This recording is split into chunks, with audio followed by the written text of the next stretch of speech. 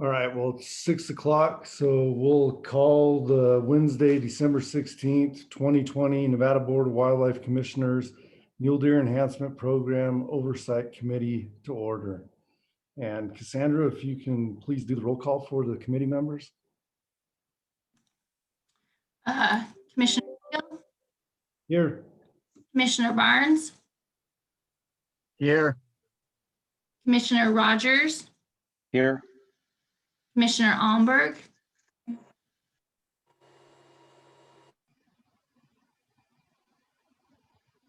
see him on here. Is he muted?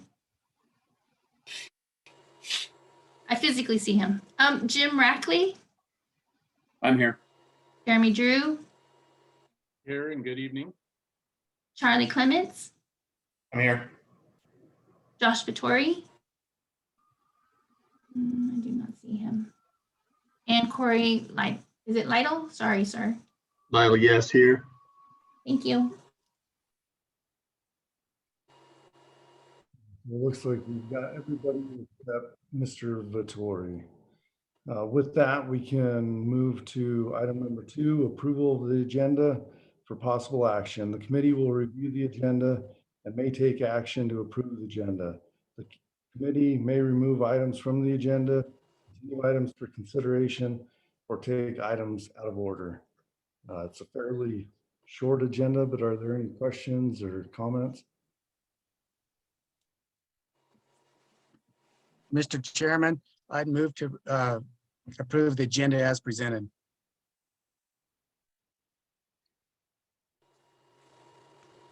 And since this is an action item, I think we need to take public comment, which tonight it's a little bit different than the normal commission meetings, but public comment should be directed to the email address endowgame@gmail.com. Again, that's endowgame@gmail.com. With that, I think we'll take a short 3-minute break and return at 6:05.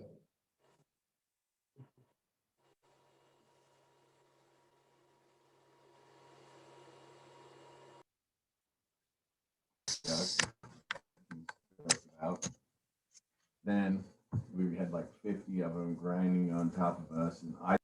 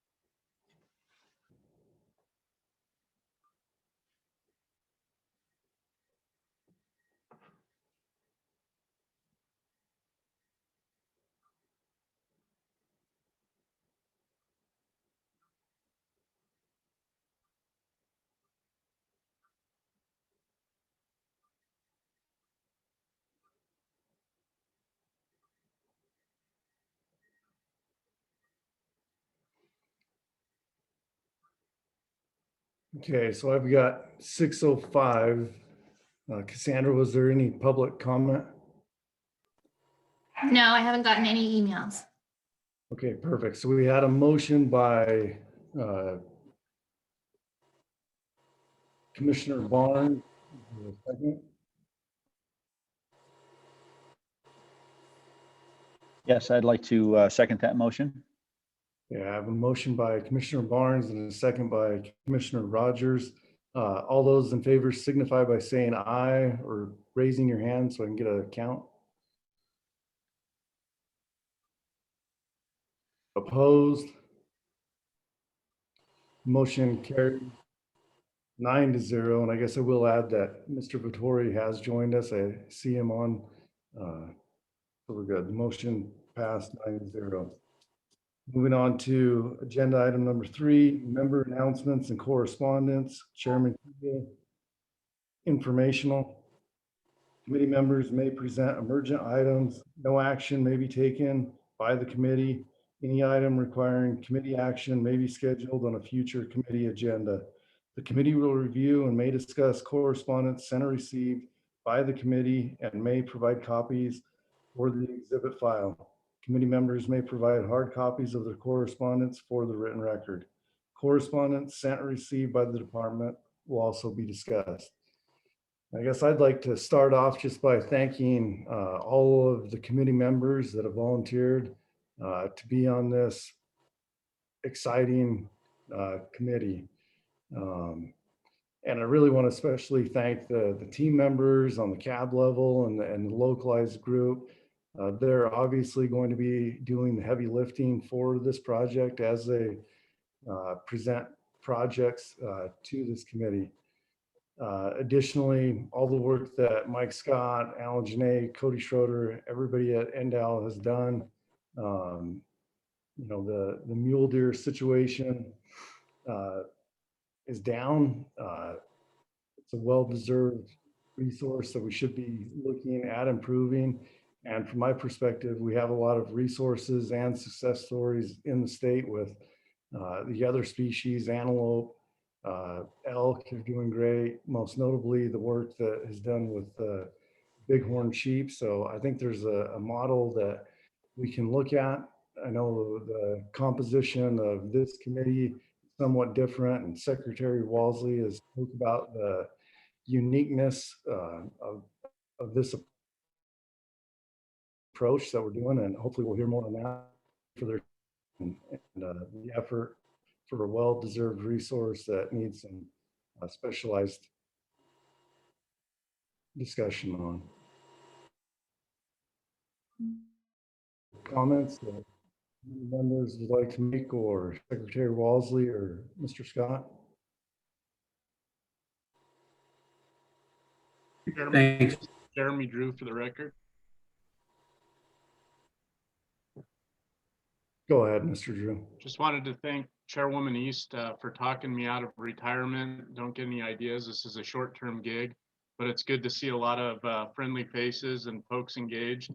Chairman, just for your information, I did want to let you know I got 2 notes from folks who had an issue getting into the email. The link on the website appears to work. I think they're having trouble on the PDF link. So just as a heads up. Thank you. Okay. Secretary Walsley, did you have something? I did, Commissioner Keel. I just kind of wanted to express my gratitude, certainly to you for taking this role on, but to Chairwoman East, you know, for taking the initiative and creating this opportunity, but to you and your fellow commissioners here today, Shane Rogers, John Allenberg, Vice Chair Barnes. Appreciate you guys, you know, going above and beyond your normal duties as commissioners, but also Charlie Clements and Jeremy, good to see you out of retirement. Corey Lytle, Jim Rackley, and Josh Vittori. Just, you know, this process, you're right, Commissioner Keel, it is unique. I think most of us would argue that it's overdue. So I'm anxious, as you are, to have this discussion. I want to thank our NGO partners and certainly our CAB members that are participating, any sportsmen or women that have been asked to participate in this process that have stepped up to do so. We greatly appreciate it. And then also the NDOW staff, and in particular, Mike Scott, for his vision in bringing this concept and this idea forward. And this virtual existence that we have. It truly is an odd time. Just before this meeting started, I read something that said, who would have thought that we could sit around in a family gathering and smoke weed, and it would be the family gathering that would be the illegal part. So it really is an odd time, and the virtual nature of the meetings that many of us sit in all day, every day, creates some obstacles and challenges in that true partnership that we're known for, that has allowed us to get so much done in this great state of ours. So I just want to thank everybody for your willingness to participate in this process. It really, we don't necessarily know where it's going to take us. And there's just a couple things that I'd like to throw out there as far as the agency's vision, as far as what we hope this is, what we think this is. One, we see this as a collaboration. It's a collaboration between the commission, the department, the CABs, the NGOs, across the board. We want a diverse array of perspectives, the expression, if you want to go fast, go alone, you want to go far, go together. So we see the true value in this is going together in a true collaboration. This is also a discussion, but it isn't only a discussion. This is a discussion that we fully intend to generate some great thoughts and ideas that can be materialized as on the ground benefits to Nevada's habitats and Nevada's big game, in particular mule deer. This is a long game. This is a journey. We didn't get here overnight with mule deer. Our habitats didn't get here overnight. And so we're hoping that we can change. This can be an effort that has some durability, that the benefits are durable, that the effort is durable, that the partnerships are also durable. This is also a respectful discourse. Right now we have 85 people between panelists and attendees here. The likelihood that we're all going to agree on all issues is pretty small, but we're going to remain respectful in this dialogue, in this conversation. This is 13 teams, as we'll learn a little bit more about from Mike Scott as he walks through some of this process with more specifics. The state being divided into unique geographic areas.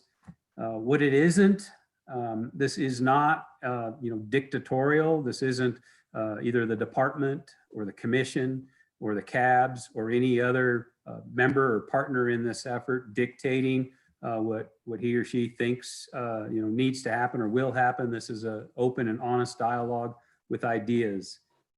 It isn't predetermined. I think that's probably one of the most important things to say, and one of the hardest things for some of us to realize is that we don't know necessarily exactly what the end result, what the outcomes or outputs are going to be. We know that we're all here because we have a passion for Nevada, a passion for mule deer, and we want to do whatever we can to give to mule deer and reverse some long-term trends that we all recognize are problematic. So it isn't predetermined. It's a respectful, open, honest, collaborative discussion. And I know that, as I said, Game Division Administrator Mike Scott will dive into some of these specifics, but we're genuinely excited and appreciative of the partnership of you all and your willingness to step up and be part of this after hours and beyond your normal duties. So thank you all. Thank you, Mr. Chairman. Thank you, Secretary Leslie. Any other member announcements? Seeing none, we'll move to item number 4, Mule Deer Enhancement Program presentation. NDOW staff will provide a presentation describing the Mule Deer Enhancement Program and answer questions from the committee. Mr. Scott. Thank you, Commissioner Keel. For the record, I'm Mike Scott, Game Division Administrator. I'm going to share my screen and present just a kind of a brief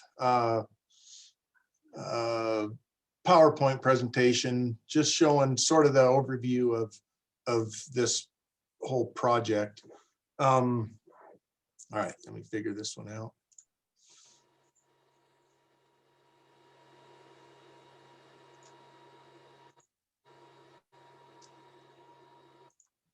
Can everybody see that? Yep. All right. Well, the concept for the Mule Deer Enhancement Program, like Tony said, is to begin a dialogue with cabs, interested sportsmen, others, to identify what the major limiting factors are for mule deer. We've created the Oversight Committee. We have 13 mule deer teams, which I think has actually morphed into 14. It has gone back and forth. There's still a little bit of jockeying around, but I think we ended up with an Area 13 mule deer team that is kind of between Eureka and White Pine and possibly even Lincoln County. So anyway, we'll figure that out. I expect that there's going to be some overlap and some various changes as we go. We might see different groups combine or separate or things like that. So I'm okay with that. I think that's probably healthy. So anyway, wanted to say that, even though this is a new concept, this whole idea is consistent with a whole lot of the NDOW mission statement, guiding documents, various plans, initiatives. So I think we're right on track doing something. And like a lot of people have said, it's time for us to do something. So I'm excited that we're actually getting started with this. So obviously this is the Oversight Committee. I don't know if everybody in the audience understands or knows who all is involved, but we have 4 wildlife commissioners: Commissioner Keel, Commissioner Almberg, Commissioner Barnes, Commissioner Rogers. We have Charlie Clements, who's a USDA rangeland scientist; Jeremy Drew, former wildlife commissioner and resource specialist; Corey Lytle from Meadow Valley Wildlife Unlimited. He's been on the county game board down there for a long time in Lincoln County. Jim Rackley from Nevada Muleys, also was on Humboldt County game board for a long time. And then Josh Vittori, former president of Nevada Bighorn Unlimited. We're also going to include some BLM representation and some U.S. Forest Service representation, but those positions have yet to be determined. They will be in an ex officio sort of role. So, but those will be coming before too long. Staff from NDOW is going to be Cody Schroeder, who's our mule deer big game staff biologist; Alan Janae, who's the chief of habitat; and myself. The 13 teams, like I said, there's Washoe County, Humboldt and Pershing combined, Lander County, 3 teams from Elko County, a Eureka County team, a White Pine County, Lincoln County, Clark County, and then we have some combined teams over on the west side of the state: Nye and Esmeralda, Mineral, Churchill, and Nye counties. And then Douglas, it's Mineral, Churchill, and Lyon County. And then Douglas, Carson, and Story counties combined. So what I'm hoping to do is that when we can actually start having the teams meetings, and I'm hoping that they'll start in January. And what we're doing right now is we're having game biologists and habitat biologists create presentations that they will give to the individual teams, and they will show historic and current information about herd dynamics, habitat changes, population estimates, harvest data, maps, a lot of information there. And then one thing that Cody Schroeder made me aware of, and I've kind of forgotten this, is about, I don't know, 15 years ago, we actually wrote mule deer prescriptions for individual areas. And Cody shared that yesterday, the day before, and I actually started looking at some of those old prescriptions that never really went anywhere, but there's some really good information in those. And I think that's something that we ought to consider looking at as we go through this process.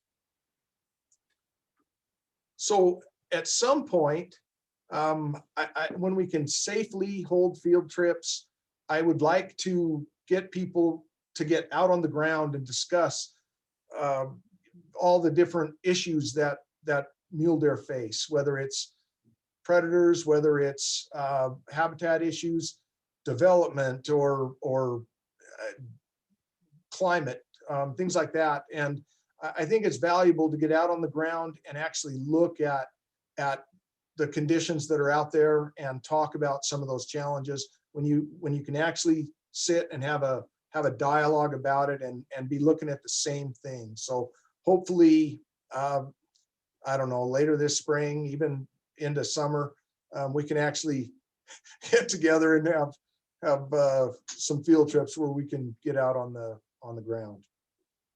So when these teams actually start meeting and have, you know, some of the, I don't know, educational material that's been provided, what I'd like them to do, this is an example of the limiting factor ranking sheet that we will provide to them. And what each team member will do is go down through these lists and select what they think is the major limiting factors for mule deer in those particular areas. And you can see these different colored columns are this is for the Lincoln County. I guess that's kind of near and dear to my heart. But as you can see, they will go down through, rank those, and then all those will be averaged. So we'll come up with an average score for each of those threats. So if it comes out to a 4.3 or whatever it ends up being, that will be what will go into the next form. So we'll take the highest ranking factors that these teams feel, and then we'll move them into another form, which is the mule deer needs assessment. And this is more or less a cookbook or a recipe for what those limiting factors, how to address those limiting factors. And so, you know, if it comes out to be wildfire, then, you know, there's all kinds of different things that we could use to determine what the action would be to answer what that limiting factor will be. So there's both habitat and other projects that we could look at. Funding sources. Right now, we're going to be looking at using some of the existing funding sources that are in place. And, you know, there's a lot of different ones that are out there. And hopefully, you know, there's potential for other sources. And once we determine some of the things that we need to do, we can go searching for more money and hopefully come up with plenty of money to start doing some good things on the ground for deer. So with that, that's all I have. That's a brief overview of the program, and I'll be happy to answer any questions.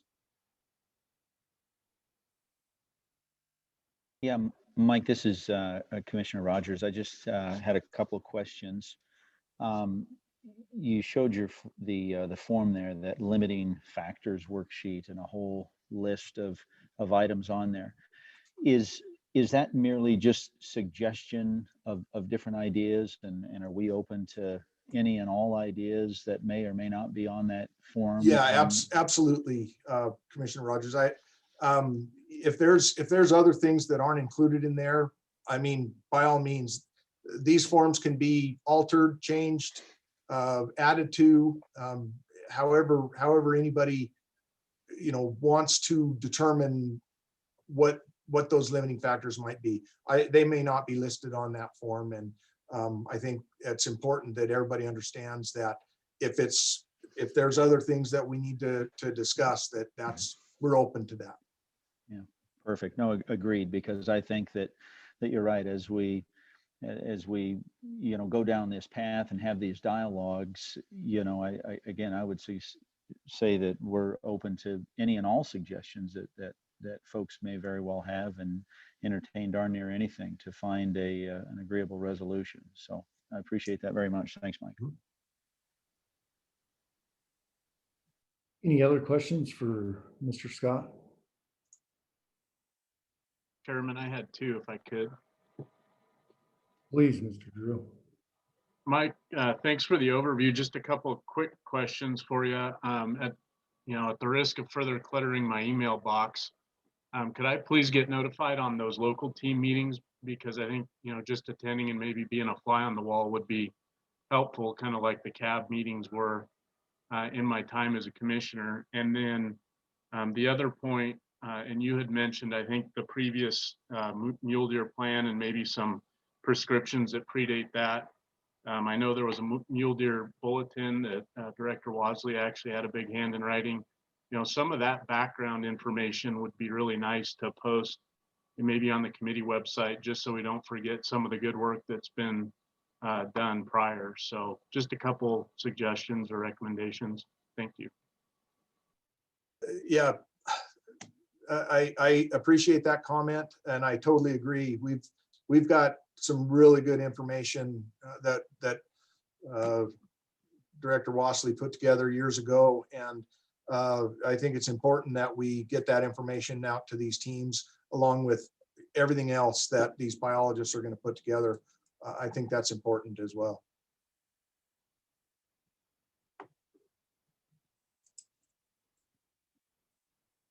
And Mike, just to follow up on one of the items that I was going to ask about that committee member Drew touched on, those old mule deer prescriptions. I know you said you didn't have a lot of time to look at them, but just anecdotally, in your review, whenever that was, how did that compare 15 years ago to, your perspective on some of what's going on today?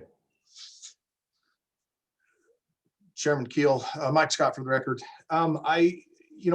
Looking through it, I was looking through, the area that I used to be in, which was Lincoln County.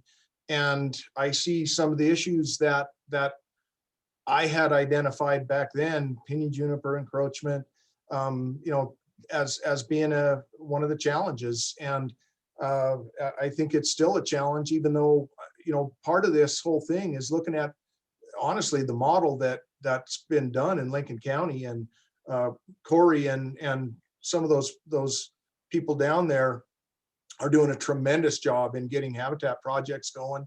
And it's a great model for the rest of the state.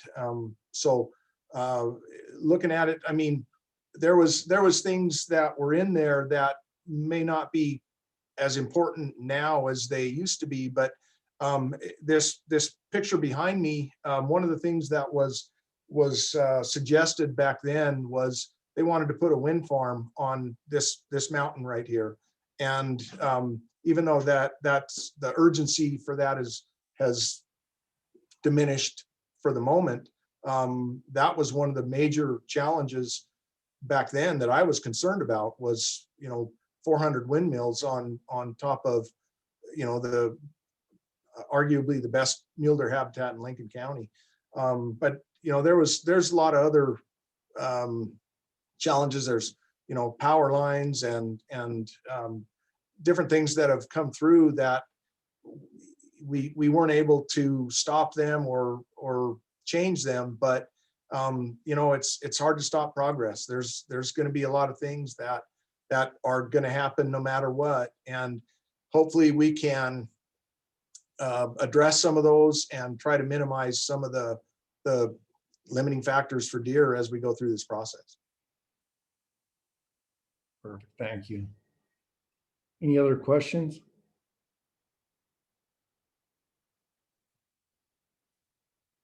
Seeing none. Yes, Mr. Chairman, I guess I don't have a question, just, yeah, just a comment that, like committee member Drew said, Mike, I'd also like to be included on when those team meetings are going to be so that I could attend all the ones that I can. I won't be able to make them all, but I'd sure like to be able to attend what I can. Yeah, Commissioner Barnes, I think that's one thing that we'll make sure we do is notify all of the oversight committee members when there's local team meetings. And if you guys can get there, that would be great. I think it's important that you guys are part of that whole process. I would like to get to a lot of those myself. And you know, I'll try to get to some of them, but with 13 or 14 teams around the state, it's not easy. It's like trying to go to all the county game board meetings. I would like to go to them, but sometimes it's just impossible to get to all of them. But over time, I think, you know, it'd be good to have you guys attend those, and you know, I will too.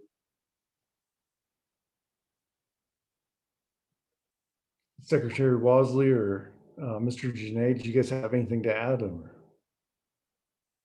Good. Good, thank you. All right, with that, we'll close item number 4 and move to number 5, the public comment period. Persons wishing to speak on items not on the agenda should complete a speaker's card and present it to the recording secretary. Public comment will be limited to 3 minutes. No action can be taken by the committee at this time. Any item requiring committee action may be scheduled on a future committee agenda. In addition to this public comment period, public comment limited to 3 minutes per speaker will also be allowed on each agenda item, but not unless otherwise noted on reports or informational items. So we'll take a 3-minute break, and the same thing if there is public comment, please send it to endowgame@gmail.com. And for that public comment, I don't think I'm going to read all of it into the record, but it will be published in the minutes of this meeting and distributed before the next committee meeting. So with that, 6:32, we'll reconvene at 6:35. Thank you.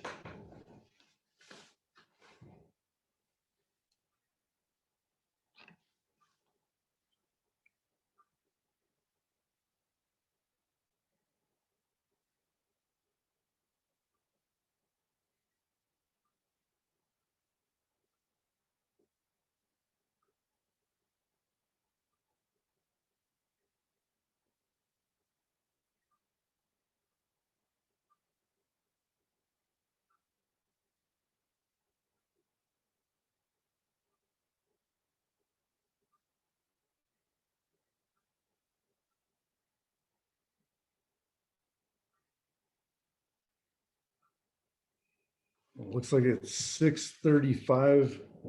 Cassandra, was there any public comment? We received 2 emails. Would you like me to read them? Yeah, that'd be fine. If it's only 2, yeah, that we can get them into the record this way. That'd be great. Okay, so Mike Reese sent an email. He asks, how often can the subcommittees meet via conference call, and are we held to open meetings since none of us are appointed by an elected official?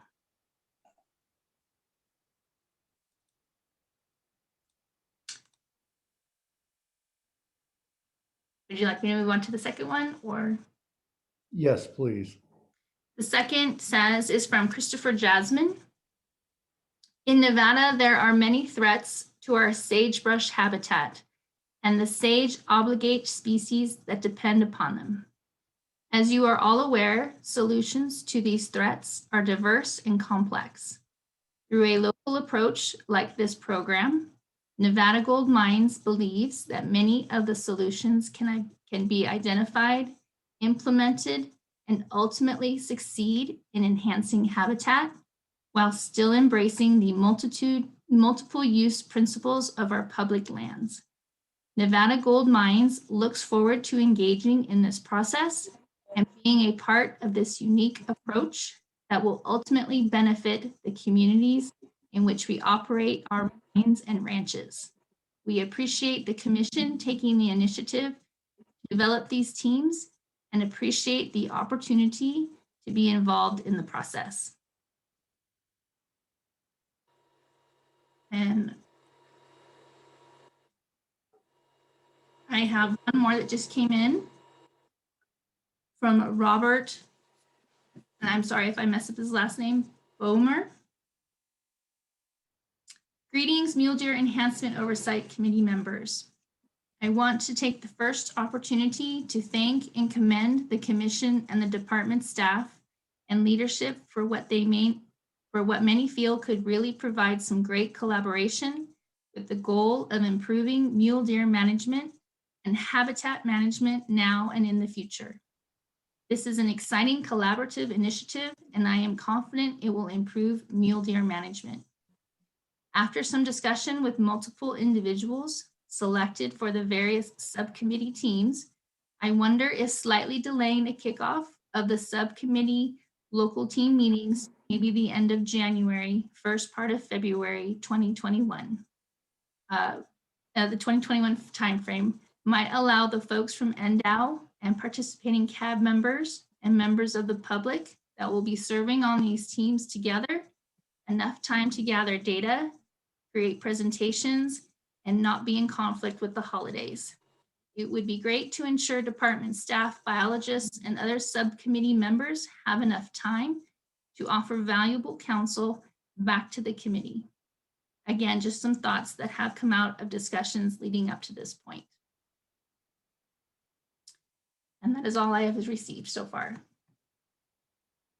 Great, thanks, Cassandra. And with that, we can adjourn the meeting, and thank you all again. This is going to be a long process, but this was the first step, and appreciate you guys all being available, and certainly for a good resource. So look forward to seeing hopefully everybody in person in the next meeting. Take care. Thank you all. Thank you. Thank you, Chairman. Thank you. Thanks, everybody. You guys have a good Christmas. Thank you. You too.